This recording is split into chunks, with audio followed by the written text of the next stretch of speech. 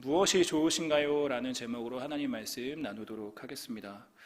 예수님은 고향 가셨을 때, 그리고 이 바리새인과 서기관 등의 종교 지도자들을 만나실 때 외에는 그때를 빼고는 어딜 가시든 참 많이 환영을 받으셨던 분이셨습니다. 이 오병이어 기적들을 생각해 보면 예수님의 제자들이 이동하는 것, 그러니까 예수님을 보는 게 아니라 예수님의 제자들이 이동하는 그것만 보아도 많은 무리들이 먼저 달려가서 좋은 자리를 찾으려고, 예수님을 먼저 만나기 위해서 미리 자리를 잡고 예수님이 오실 그곳을 예상하고 예수님을 만나려고 준비하고 있던 모습들을 보게 됩니다. 요즘에 그 아이돌 가수들 보면 이 연예인들 따라다니는 거 보면 일정들을 미리 다 꿰고 있더라고요. 어떻게들 다 아는지 미리 그 연예인이 갈 동선에 미리 찾아가서 올 것을 반기는 그런 모습들을 보게 되고요. 꼭 요즘만이 아니라 옛날에 우리 남진 나훈아 이 오빠 오빠 외쳤었던, 혹시 그런 분이 우리 이곳에 있진 않은지 모르겠습니다. 요즘에는 그 남진 나훈아 좋아하셨던 분들이 임영웅 따라다니고 있다는 이야기를 들었는데요. 이렇게 연예인들 따라다니는 그것과는 비교가 안 될 정도로 예수님을 따라다녔던 무리들은, 어떤 학자들은 2만 명 정도가 되었을 거다라고 예상하는 사람들도 있습니다. 정말 수많은 사람들이 예수님을 이렇게 따라다녔었는데, 이와 같이 어딜 가도 예수님을 기대하고 기다리던 그 모습과 달리 오늘 본문을 보면 참 큰 풍랑을 만나게 되었고요. 정말 죽었다가 살아나서 거라사 지방에 도착하게 되었는데, 예수님을 맞는 사람은 누가 있었습니까? 딱 한 사람만 있었다라는 거예요. 이 고향에서 배척받으실 때도 이 정도는 아니었던 그런 상황이었습니다. 그런데 왜 그랬을까를 생각해 보면, 이 거라사인들의 지방은 이 유대인들이 가지 않던 장소였습니다. 왜 그러냐면 로마 군대가 주둔하고 있던 장소였기 때문입니다. 이 로마인들을 지원하는 그런 지역이었기 때문에 우리나라로 치면 뭐 송탄이나 뭐 평택이나 의정부 정도 되는 느낌일 것 같은데, 왜 이곳에 유대인들이 살지 않냐면 이 로마인들은 돼지고기를 즐겨 먹었다라고 해요. 근데 유대인들은 돼지고기를 먹지 않았었고 돼지를 부정하게 여겼었기 때문입니다. 그래서 격리가 되어 있는 상태인 거죠. 그러니까 거라사인의 지방에는 유대인들이 가지 않던 지역이었었고요. 이곳에 있는 유대인들은 그냥 유대인이 아니라 헬라화된 헬라파 유대인들만 그곳에 살았다라고 하고요. 보편적인 유대인들은 그곳에 없었다라고 합니다. 그렇기 때문에 예수님이 이곳에 오셨어도 어느 누구도 관심이 없고 또 오신 줄도 몰랐던 것이죠. 오늘 본문 조금 이전을 보면요, 마가복음 4장 1절에 예수님께서 다시 갈릴리 바닷가에서 가르치셨는데 많은 사람들이 모여들어서 이제 위험하게 된 거예요. 너무 많이 몰려드니까 위험해서 예수님께서 그들의 안전을 위해서 어떻게 하셨습니까? 배 위에 타셔서 배 위에서 말씀을 전하시게 되었습니다. 그곳에서 4가지의 비유를 말씀을 하셨고요. 저물게 되자 저편으로 건너가시게 되었던 거였습니다. 이 당시는 이렇게 지금처럼 뭐 조명들이 없잖아요. 당시에는 등불과 별빛에 의지해서 이제 생활을 할 때이기 때문에 저물기 시작하면 모든 일을 다 마쳤던 것이 그 당시의 모습이었지만, 예수님께서는 어떻게 하셨냐면 가르치시는 모든 사역을 다 마치신 이후에 저물고 나서 계속해서 거라사인의 지방으로 가서 사역을 이어가고자 하셨던 것입니다. 그야말로 열정의 예수님의 모습을 볼 수가 있는 것입니다. 요즘에 이제 대선 주자들을 보면, 대선 후보들을 보면 이제 한 2, 3일째 이제 선거운동에 돌입을 했고요. 이제 선거운동을 할 때에는 정말 밤낮 없이 아침 저녁으로 이동해서 거기서 일정을 치르고 하면서 하는 삶을 살아가게 되는데요. 이들은 잠깐 이 대선 후보로서 이제 잠깐 선거운동을 할 때 그렇게 하는 거고요. 예수님은 어떻게 하셨습니까? 공생애 내내 이렇게 바쁜 삶들을 정말로 머리 둘 곳 없는 삶을 계속 살아가셨다라는 것입니다. 한 영혼을 얻기 위한 그런 사역들을 계속해서 감당하셨던 것이죠. 그런데 이 거라사인의 지방으로 가던 그 길에 광풍이 일게 되었었죠. 그런데 이 광풍이 어느 정도 큰 광풍이었냐면, 예수님의 제자들의 많은 사람들이 뱃사람들이었잖아요. 어부들이었는데도 그 어부들이 이 죽을까봐 두려워할 만한 정말 큰 광풍을 만나게 되었던 것입니다. 그렇게 어렵게 광풍을 이겨내고 나서 어렵게 호수를 건너서 거라사인의 지방에 도착했는데, 정말 오랜 시간 배 위에 있다가 배에 내려서 처음 만난 사람이 누구냐면 바로 군대에 귀신 들린 사람이 나와서 반기고 있었다라는 것입니다. 이 군대에 귀신 들렸던 사람은 이 무덤 사이에 거처했다라고 이야기를 하는데, 이곳은 천연 동굴이나 아니면 바위를 옆으로 뚫어서 만든 굴이었다라고 하고요. 유대인들은 이곳에 가지 않았대요. 왜냐하면 이곳은 불길한 장소로 여겼었고 또 귀신들이 출몰하는 그런 지역이라고 여겼기 때문이었습니다. 그렇게 이 사람은 밤낮 혼자서 어느 누구도 찾아오지 않는 그곳에서 그냥 소리 지르면서 돌로 자기 몸을 해치고 있었다가 자기를 찾아오는 유일한 사람을 만나게 된 거예요. 누구였습니까? 예수님을 만나게 된 것이죠. 이 사람이 예수님이신 것을 단번에 알게 되었습니다. 멀리서 예수님인 것을 알게 되고 달려와서 절하면서 예수님을 맞이했다라는 것인데, 그런데 절하면서 맞이하면서 뭐라고 부르짖고 있냐면 큰 소리로 예수님을 반기는 것이 아니라 만나자마자 하는 말이 나를 괴롭히지 마시옵소서 말을 하고 있는 거예요.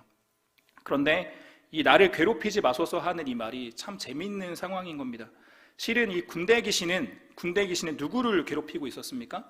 군대 귀신 들린 자를 자신이 괴롭히고 있는데 예수님한테 자기를 괴롭히지 마세요라고 말을 하고 있는 참 말도 안 되는 웃기는 상황을 볼 수가 있는 것입니다.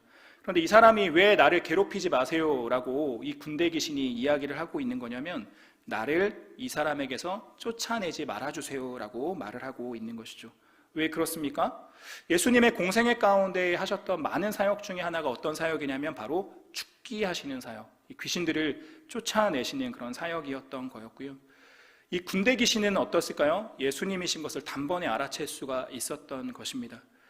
그래서 그 지역 사람들은 모르고 있어도 군대 귀신에게는 비상이 걸린 거예요. 아, 예수님이 지금 오시는구나, 이 사람에게서 나를 쫓아내려고 하시는구나 라는 것을 단번에 알 수 있었던 것이고요. 그렇기에 이 군대 귀신은 예수님께 나와서 나를 지옥으로 들어가라고 명하지 마시옵소서 간구하고 있었던 것이죠. 이처럼 오늘 본문에는 세 번의 간구가 나오게 됩니다. 이 세 번의 간구의 이 첫 번째 간구는 누구의 간구냐면 군대 귀신의 간구였습니다.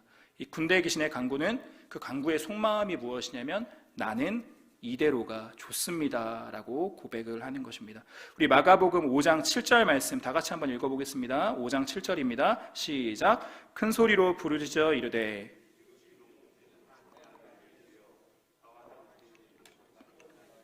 원하건대 하나님 앞에 맹세하고 나를 괴롭히지 마옵소서 하니. 여기서 이 나를 괴롭히지 마옵소서라는 말은 속마음은 이것입니다. 나를 이대로 두세요. 나를 좀 그냥 내버려 두세요. 내가 그냥 하고 싶은 그대로 나를 가만히 두세요. 나는 지금 모습에 아주 만족하고 있습니다 하고 있는 것입니다. 8절 말씀을 한번 보시면요, 이 8절을 보면 귀신이 간청하기 이전에 이미 예수님께서 이 더러운 귀신아 그 사람에게서 나오라 라고 이미 명하신 상황이었던 거예요. 그러니까 저는 나가기 싫습니다 라고 나가지 말게 해주세요 라고 간구를 하고 있는 것을 볼 수가 있고요. 10절 말씀을 보시면 그런데 예수님의 뜻이 확고하신 것을 알게 되었습니다. 아, 내가 진짜 이제는 나갈 수밖에 없는 그런 상황이구나 라고 이것을 느끼게 되었어요. 그랬더니 한 발짝 물러나서 그러면 예수님 이 사람에게서 나오겠습니다. 대신 이 지방에서는 계속 살 수 있게 해주세요. 나를 지옥으로 들어가지 않게 해주세요 라고 간구하고 있는 거죠. 그렇게라도 살고 싶어하는 이 귀신의 모습을 볼 수가 있습니다. 12절 말씀을 보시면 그래서 뭐라고 합니까? 이 돼지들에게 들어가게 해주세요 라고 요청을 하고 있는 것입니다. 이것은 무엇이냐면 그냥 사는 것에 급급하게 집착하는 그런 모습을 볼 수 있는 것입니다. 이랬던 사람들이 또 있어요. 사는 것에 집착했었던, 이 모습 그대로 있는 것에 집착했었던 사람들의 모습이 있습니다. 누구일까요? 바리새인들, 서기관들, 이 제사장들과 같은 이 유대인들의 종교 지도자들의 모습이 바로 이와 같았다라는 것이죠. 예수님이 이 땅에 오셨어요. 그런데 예수님이 이 땅에 오셨지만 우리들에게 상관하지 마세요. 신경 쓰지 마세요. 우리는 지금이 좋습니다. 그냥 이대로 좀 내버려 두세요 하는 이 종교 지도자들의 모습을 볼 수가 있습니다. 그래서 그것이 처음에는 뭐 이렇게 요청하면 좀 노력하면 될 거라고 생각했는데 좀처럼 자신들의 그 말을 듣지 않으니까 어떻게 합니까? 결국에는 예수님을 죽이기로 작정하고 실행하게 되었던 모습을 발견하게 됩니다. 왜 예수님을 죽였습니까? 지금까지의 자신들의 모습을 지키기 위해서, 이 자신들이 가졌었던 기득권을 잃지 않기 위해서 예수님을 죽이기까지 하는, 정말 물불 가리지 않고 하는 그런 사람들의 모습인 것이죠. 이 모습은 2000년이 지난 지금 멀리 떨어진 우리나라에서도 어렵지 않게 볼 수 있는 모습인 것 같습니다. 무언가 가진 것 같고요, 무언가 지닌 것 같고요, 무언가 불편한 것보다 이제 편안한 것이 더 많이 느껴지게 되면 사람의 심리는 어떠한가요? 그냥 이대로가 좋은 거예요. 어떤 변화가 일어나는 것을 원치 않게 되어지는 것이 보통 우리들의 사람의 심정이라는 것이죠. 이것을 누군가 변화시키려고 노력하면 불편하게 느껴지는 것이죠. 그런데 이와 반대로 높은 사회적 지위가 있었지만 예수님 앞에 나아갈 때 엎드려서 나아갔던 사람이 있습니다. 오늘 읽으신 이 본문의 사건 바로 뒤를 보면 이 사람이 나오고 있어요. 자신의 죽어가는 아이를 위해서 간청했었던 회당장, 이름이 누구일까요? 야이로라는 사람입니다. 이 회당장 야이로가 예수님 앞에 엎드려서 간청할 때의 상황은 어떤 상황이냐면 이미 바리새인들과 이 제사장들이 모여서 예수님을 죽이기로 결의했을 때 그 이후인 거예요. 즉 이 야이로의 이와 같은 이 행동은 무엇이냐면 이후에 자신에게 펼쳐질 그 고난과 불이익을 감수하고서 그렇게 엎드려서 예수님 앞에 나아갔었다라는 것입니다. 어쩌면 회당장의 자리를 잃게 되었을 것이고요, 자신의 이제까지의 그 삶은 다시 이제는 살아갈 수 없는 생활이 되었을 수도 있습니다. 그러나 그는 그런 것에 아랑곳하지 않고 예수님 앞에 나아갔다라는 것이고요, 그렇게 나아갔더니 어떠한 일이 일어났습니까? 그는 기적을 경험하게 되었습니다. 은혜를 경험하게 되었습니다. 새로운 삶이 그의 앞에 열리게 되었다라는 것이죠. 이 모습을 우리에게 적용을 해보면 요한복음 12장 24절에 예수님의 말씀을 보면 이렇게 말씀을 하십니다. 한 알의 밀이 땅에 떨어져 죽으면 많은 열매를 맺는다. 그러나 죽지 않으면 한 알 그대로 있다라고 말씀을 하셨는데요, 여기서 이 한 알 그대로 있는 것을 죽지 않는 것이라고 말씀을 하셨고요, 이 밀알 하나가 변화되는 것을 뭐라고 말씀을 하시냐면 죽음이라고 말씀하시는 것을 볼 수가 있습니다. 그런데 한번 생각해 보시길 바랍니다. 밀알이 싹을 틔우는 것은 형태가 변하는 것이지 실제로 생명이 없어지는 것이 아니죠. 실제로 죽는 것이 아니죠. 그런데 한 알 그대로 있는 것보다 이 싹이 나고 뿌리가 나고 줄기가 생겨서 이렇게 자라는 것이 실제로는 더 좋은 것 아니겠습니까? 그러나 변화하는 것 자체를 두렵다, 불편하다 이렇게 느끼는 사람들도 있는 것입니다.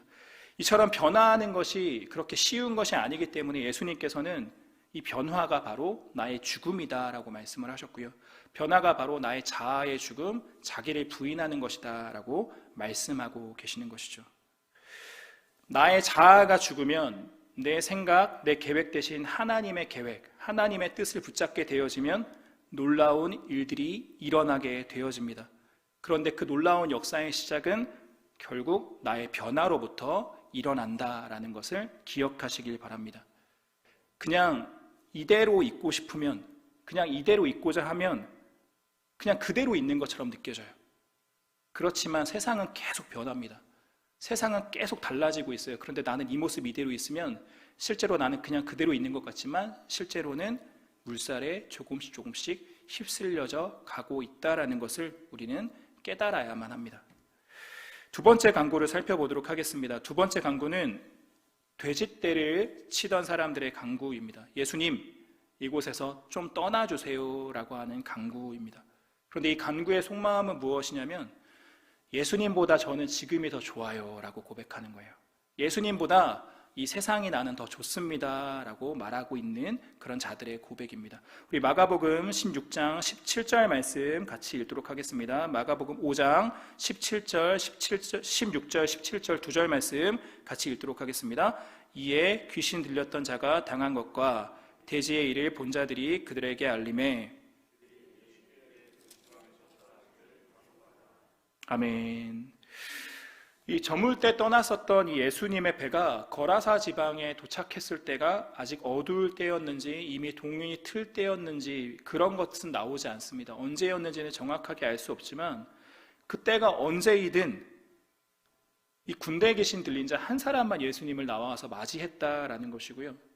이 지역의 모든 사람들은 동이 트고 돼지를 치던 시간이었는지 그런 거 상관없이 어느 누구도 단 한 사람 예수님 앞에 나온 사람이 없었어요. 그러다가 돼지떼가 몰살했다라는 소식을 듣고 나서 갑자기 다짜고짜 예수님한테 다 찾아와서 뭐라고 요청합니까?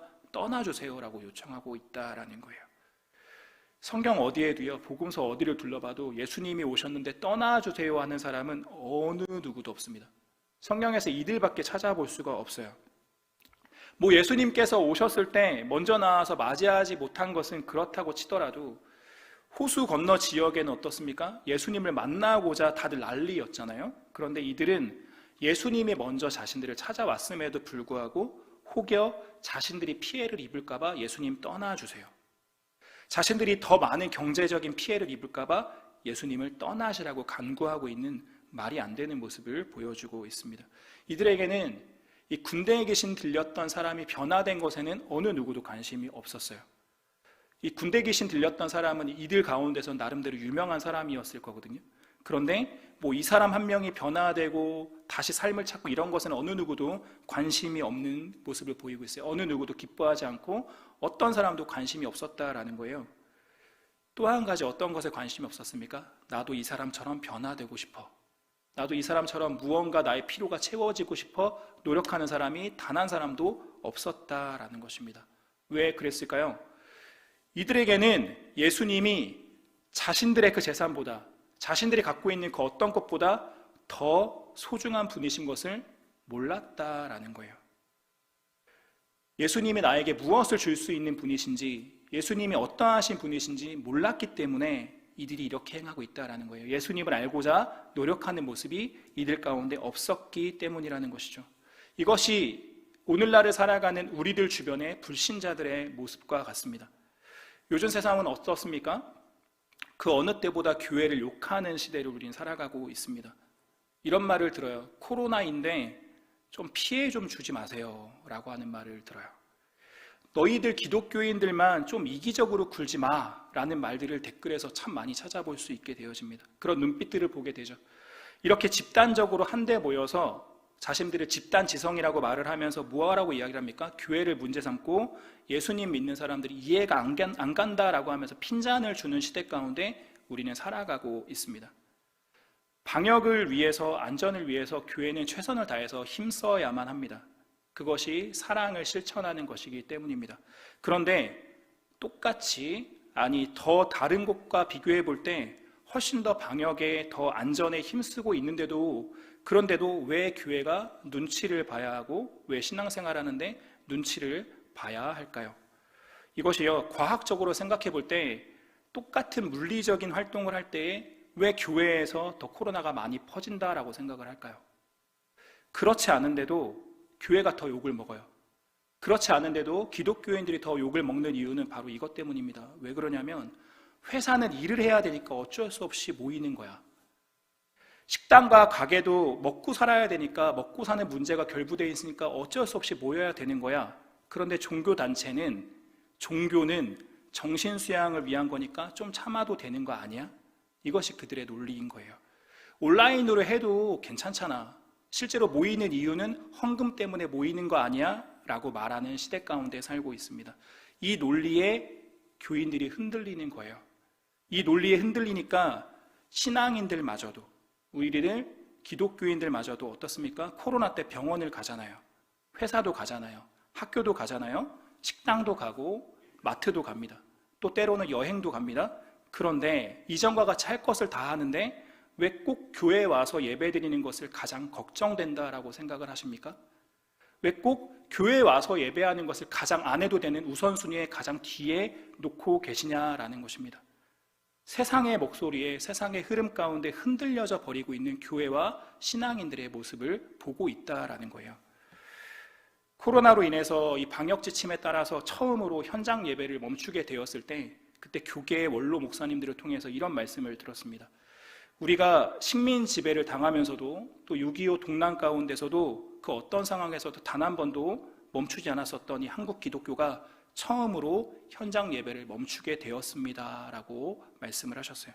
그런데 교회 여러분, 이 유럽이나 미국에서의 그 전쟁 이야기를 보시면, 영화나 어떤 문헌들을 찾아서 보시면 전쟁 중에도 절대로 멈추지 않았던 것이 있다라고 합니다.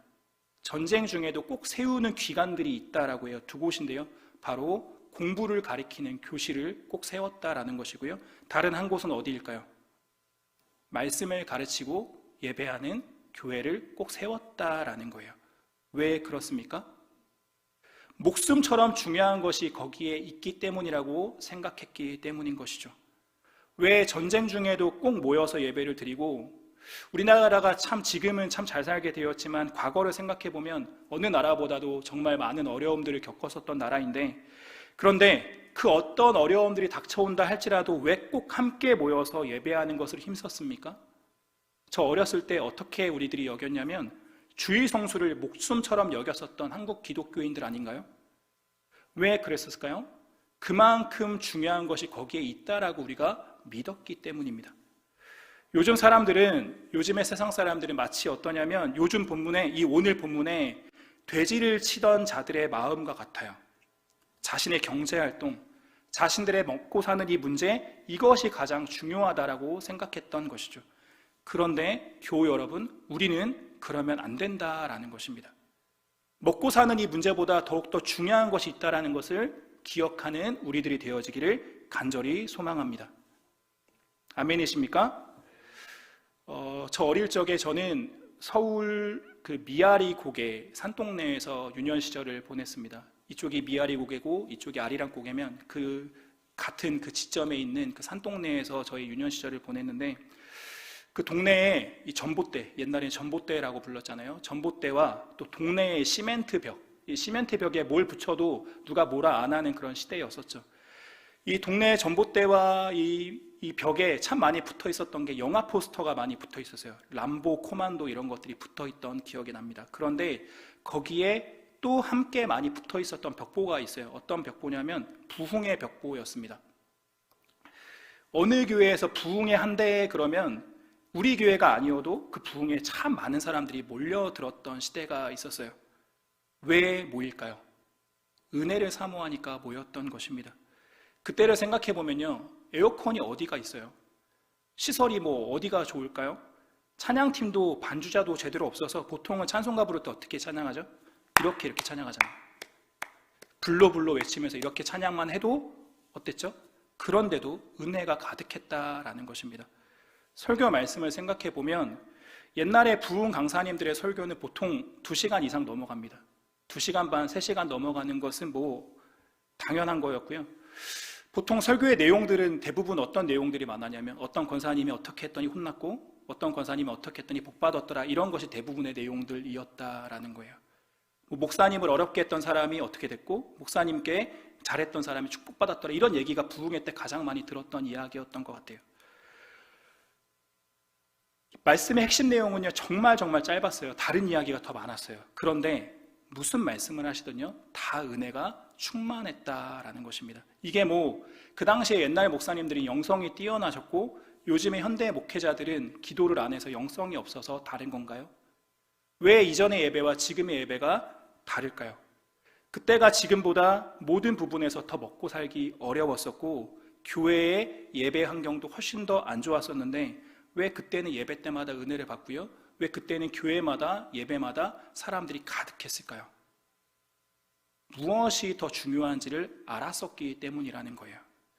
먹고 사는 것보다 더 중요한 게 내 영이 영의 양식을 먹는 것이 더 중요하다, 이것을 믿었었기 때문이라는 것입니다.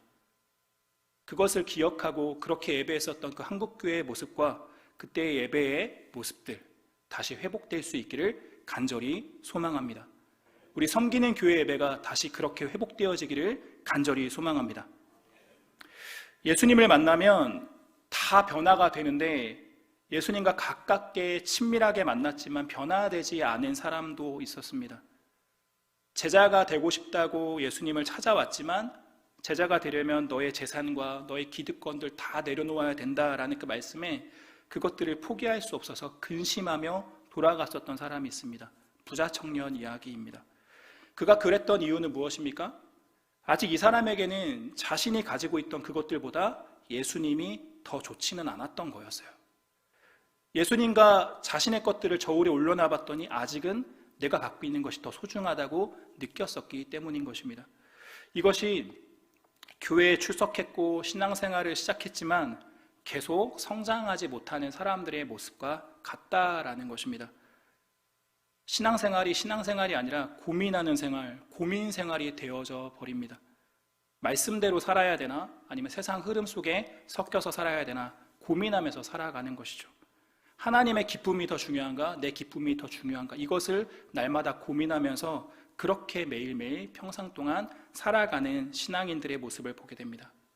이와 달랐던 한 사람을 소개합니다. 삭개오입니다. 삭개오는 이와 달리 자신이 있는 곳에 멈춰서서 자신의 이름을 부르신 예수님이 메시아인 것을 깨닫게 되었을 때에 그 예수님이 내가 너의 집에 유하겠다라고 말씀하시자, 이 말은 내가 너의 진정한 친구가 되겠다라고 말씀하시는 의미가 있는데, 이 말을 듣자 삭개오는 무엇을 하냐면 갑자기 예수님이 시키지도 않았는데 자기 스스로 자발적으로 자신이 부정축제했었던, 이전까지 내가 부정축제했던 모든 것을 다 환원하겠습니다 라고 고백을 합니다. 왜 그랬을까요? 내가 이렇게 부정축제하고 마음이 가난한 채로 살아가는 그것보다 내가 모든 것을 다 잃는다 할지라도 주님 한 분만 계시면 됩니다. 내가 주님의 친구로 살아가는 것이 더 소중합니다 라고 고백하는 그 믿음의 고백이 그의 가운데 있었다라는 것이죠. 이것은 세상 모든 것보다 나는 주님이 더 좋습니다 라는 고백인 것입니다. 이 고백이 우리의 고백되어지기를 간절히 소망합니다. 그런데 교회 여러분, 오늘 본문에서 주목할 것이 한 가지가 더 있는데요, 이 거라사 지방의 사람들이 예수님을 떠나시라고 요청하자 예수님이 어떻게 하셨는지 아십니까? 일체의 어떤 행동도 하지 않으시고요, 바로 그곳을 떠나셨다라는 거예요. 이것을 통해서 우리는 무엇을 알 수 있습니까? 우리 하나님은 인격적인 하나님이시기 때문에 어떤 누구도 강제로 문을 열지 않으신다라는 것입니다. 반대로 함께 유하기를 요청한 이들 가운데 예수님께서 어떻게 하셨냐면 그 요청대로 함께 오랜 시간 유하셨다라는 것을 우리는 기억해야 됩니다. 수가성의 사마리아 여인의 그 동네에서도 예수님께서 그러하셨고 삭개오에게도 예수님께서 그렇게 하셨다라는 것이죠. 이처럼 우리는 이들과 같이 주께 떠나시기를 간구하거나 내 삶을 간섭하지 말 것을 간구하는 그런 안타까운 사람이 될 것이 아니라 언제나 주님 나와 함께하여 주시옵소서, 주님 나와 함께 계시옵소서 고백할 수 있는 믿음의 사람들 되시기를 간절히 소망합니다. 마지막 세 번째 간구를 살펴보고 우리 기도하는 시간 같이 갖도록 하겠습니다. 마지막 세 번째 간구는 군대에 귀신 들렸던 자의 간구입니다. 이 사람의 간구의 속마음은 이것입니다. 나는 무엇보다 예수님이 좋습니다 고백하고 있습니다. 우리 마가복음 5장 18절 말씀 같이 읽도록 하겠습니다. 5장 18절입니다. 시작. 예수께서 배에 오르실 때에, 아멘. 이 군대 귀신 들렸던 자가 군대 귀신이 나가고 나서 온전케 됨을 경험하고 예수님께 뭐라고 요청을 하고 있냐면 예수님과 함께하게 해주세요, 나도 함께 데려가 주세요 라고 고백을 하고 있습니다. 이와 같은 사람은 어떤 사람입니까? 주님이 내게 가장 중요합니다. 저에게 주님만 있으면 됩니다. 주님이 나의 삶의 우선순위이십니다 라고 고백하는 사람인 것이죠. 우리 모두가 다와 이와 같기를 간절히 소망합니다. 누가복음 17장을 보시면 예수님께서 10명의 문둥병자를 고치시는 사건이 나오게 되는데, 그때서 예수님께서 이렇게 말씀하십니다. 제사장에게 내 몸을 보이라 라고 말씀하실 때 이 사람들이 가던 길에 나음을 입게 되었다라고 해요. 여기서 이 제사장에게 몸을 보인다라는 것은 부정한 자로 격리되어서 살아가다가 이제 다시 원래의 자리로 돌아가기 전에 마지막 하는 행동입니다. 제사장이 다 나았어, 가도 돼 라고 하면 가는 거고요, 아니야 아직 안 나았어 라고 하면 다시 원래의 자리로 격리되어야 된다라는 것이죠. 이에 9명은 어떻게 했습니까? 제사장에게 보였고 허락받고 바로 가정으로 돌아갔고요, 자신의 원래의 삶으로 돌아갔습니다. 그런데 그 중에 단 한 사람, 이 사마리아인은 가족의 품으로 돌아가기 전에 자신을 낳게 해주셨던 예수님 앞으로 나아가서 예수님께 큰 소리로 감사 영광을 올려드렸다라는 것이죠. 예수님께서 이에 9명은 어디 갔느냐라고 하시면서 너의 믿음이 너를 구원하였도다 라고 말씀하셨는데요, 이것은 병을 고쳐주신 것뿐만이 아니라 자신을 메시아로 믿고 만나는 이를 구원하여 주시는 은혜를 베풀어 주셨다라는 것입니다. 여기에 이 사람과 오늘 본문에 이 군대 귀신 들렸던 자는 공통점이 있어요. 예수님께 은혜를 입은 후에 가족에게 돌아가지 않고 그 전에 예수님께 그 은혜를 감사했다라는 것이죠. 심지어 이 군대 귀신 들렸던 자는 가족에게 돌아가려는 그 생각조차 하지도 않고요. 그냥 예수님과 같이 있고 싶어 했다라는 것을 봐야 합니다. 그러나 예수님께서 어떻게 말씀하셨습니까? 가족에게 돌아가고 많은 사람들에게 알리지 말라고 말씀을 하셨죠. 그런데 군대 귀신 들린 자는 그 말씀대로 이제 가족에게로 그렇게 원래의 자리로 돌아가게 되었습니다. 그런데 그 뒤에 엄청난 사건이 일어나게 됩니다. 우리 마가복음 5장 20절 말씀, 우리 마지막으로 같이 읽도록 하겠습니다. 20절 말씀입니다. 시작. 그가 가서 예수께서 자기에게 어떻게 큰일 행하셨는지를 데가볼리에 전파하니 모든 사람이 놀랍게 여기더라. 아멘. 이 사람이 잠자코 자신의 삶으로 돌아가지를 못했습니다. 사방팔방 돌아다니면서 예수님께서 자신에게 행하셨던 놀라운 일을 선포하게 되었다라는 것이죠. 은혜 받은 사람의 모습이 이러하다라는 것인데요. 그런데 놀라운 것이 한 가지 있습니다. 20절 말씀 보시면 이 사람이 전도했던 지역, 이 사람이 전도하자 그 지역의 모든 사람들이 놀랍게 여겼던 그 지역의 지명이 어디라고 하고 있나요? 데가볼리라고 말을 하고 있는데요. 합성어입니다. 데카는 10을 말하고 있고요. 볼리는 폴리스를 말하고 있습니다. 즉 무슨 말이냐면 10개의 도시라는 의미예요. 이 사람이 전도했던 지역이 10개의 도시라는 거예요. 다메섹, 히푸스, 펠라, 거라사, 빌라델비아 등의 이 이방 지역에 예루살렘 위에 있는 10개의 도시에 다니면서 복음을 전했다라는 것입니다. 말씀을 맺고자 합니다. 사랑하는 교우 여러분, 사랑하는 성도 여러분, 나는 무엇을 좋아하고 있습니까? 우리는 이 중 어디에 속하고 있는지를 생각해 보길 원합니다. 첫 번째, 변화가 두려워서 귀찮아서 그냥 그대로 있는 것을 좋아하고 있진 않습니까? 두 번째, 내가 가진 것들과 이 세상이 내게 줄 수 있는 그것을 지금 나는 예수님보다 더 좋아하고 있진 않습니까? 아니면 마지막 세 번째입니다. 나는 그 무엇보다 예수님을 가장 좋아하고 있습니까? 교회 여러분, 우리는 이대로가 좋사오니 하면 안 된다라는 거고요. 우리는 예수님보다 나는 세상이 더 좋아요 하면 안 됩니다. 왜 그럴까요? 왜 그럴까요? 우리가 바로 이 오늘 본문에 군대 귀신 들렸던 자와 다름없는 큰 은혜를 받았기 때문입니다. 믿으십니까? 주를 만나기 전엔 우리는 어떤 사람 같았다고요? 사막의 떨기나무 같은 자였다라는 것. 주를 만나기 전에 우리는 군대 귀신 들린 자와 같은 자였다라는 것, 문둥병자와 같은 그런 존재라는 거예요. 불안하고요, 평안이 없고요, 만족이 없고요, 아무런 희망이 없는 자들이 주를 만나기 전에 우리들입니다. 그런데 그런 우리가 예수 그리스도가 우리 안에 오심으로 온전케 되었습니다. 아멘. 평안을 얻게 되었습니다. 하나님의 자녀로서의 삶을 다시 살 수 있게 되었습니다. 그렇게 우리는 이 은혜 받은 이 사람들처럼 주님이 나의 전부입니다. 내게 주님밖에 없습니다. 그렇게 고백하면서 주님 나와 함께하여 주시옵소서, 그렇게 간구할 수 있는 우리가 되어야 할 줄로 믿습니다. 아멘.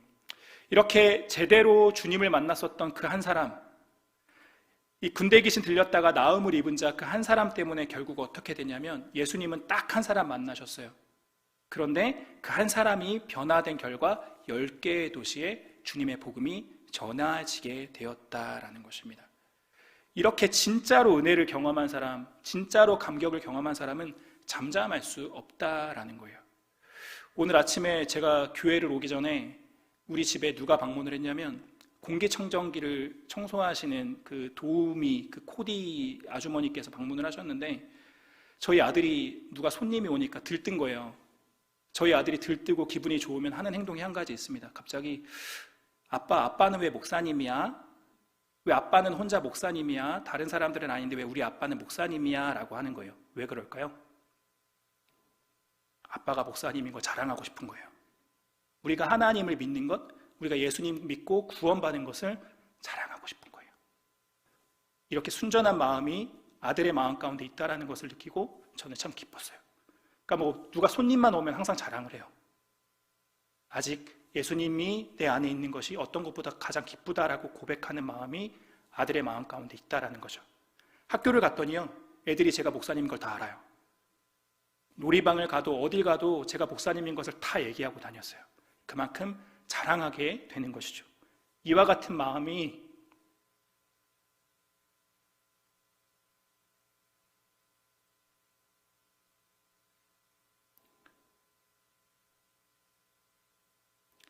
이렇게 순전하게 예수님을 자랑하고 하나님을 찬양하는 마음이 우리 가운데 끊이지 않기를 간절히 소망합니다. 이렇게 군대 귀신 들렸던 자의 그 감사와 열정처럼 우리의 삶의 모든 순간에 하나님을 증거하고 하나님을 자랑할 수 있는 귀한 마음이, 귀한 신앙이 우리 가운데 회복되어지기를 주님의 이름으로 간절히 축원드립니다.